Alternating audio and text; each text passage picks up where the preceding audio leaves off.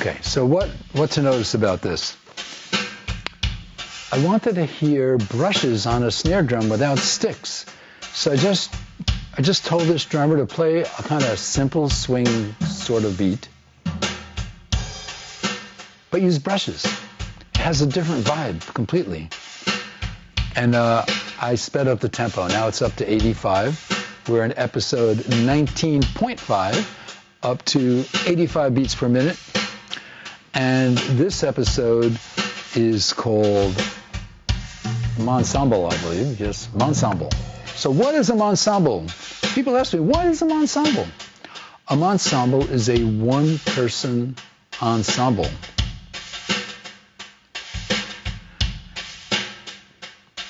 And a Monsemble doesn't necessarily know what time it is when it's not getting counted down. So just let me know. A Monsemble is a one-person ensemble. And why would anybody want a one-person ensemble? Okay, ensembles sound more interesting than solo artists for the most part. It takes a lot more effort to be a solo artist than to be part of a band, or an ensemble, or an orchestra, or something. Okay, take a break.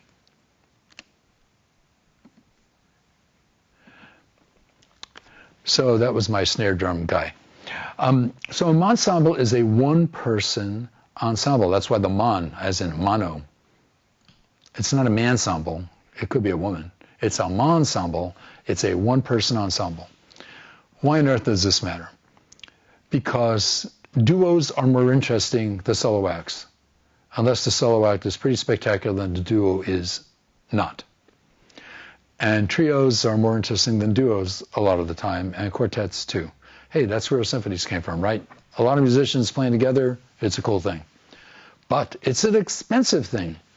One of the reasons that it's tough for composers, if you're writing classical music, to get a gig is, you know how much money it costs to hire an orchestra? 80 musicians, and not only 80 musicians for the performance, 80 musicians for the rehearsal. And you know how hard it is to synchronize 80 musicians? That means more than one rehearsal. So you have to pay 80 musicians like 3 or 4 times. That's 320 musicians. Hey, a solo artist is a lot more economical than that. And a monsemble, which can sort of have a conversation with themselves, kind of, well, it's a great business model because in today's world, it's really, really hard for musicians to make a living.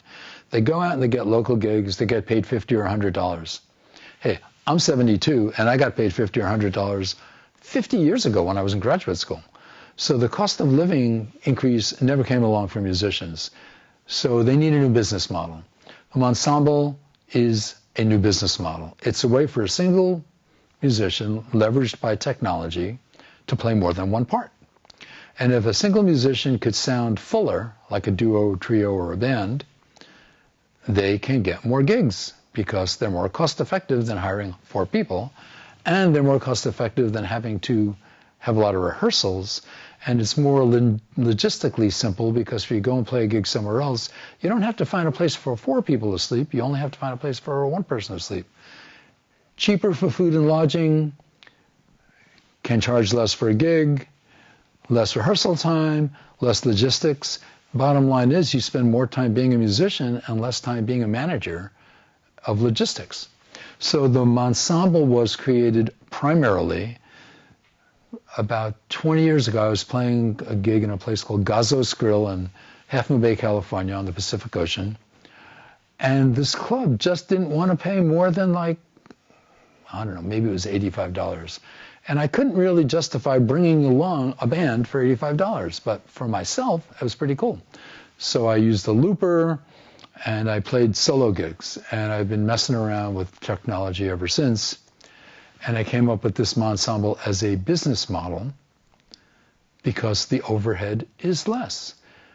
That's why there aren't too many 16-piece jazz bands around. Who's going to be able to pay a 16-piece jazz band?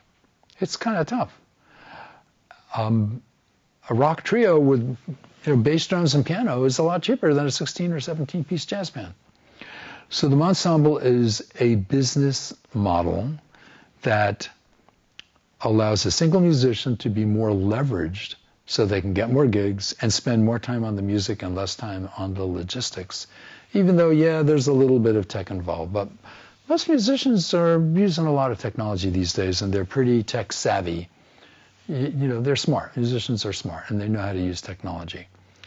So that's why the Monsemble came into being 20 years ago at the Gazos Grill on Route 1, the Pacific Coast Highway, because I wanted a way to play gigs that were worth doing.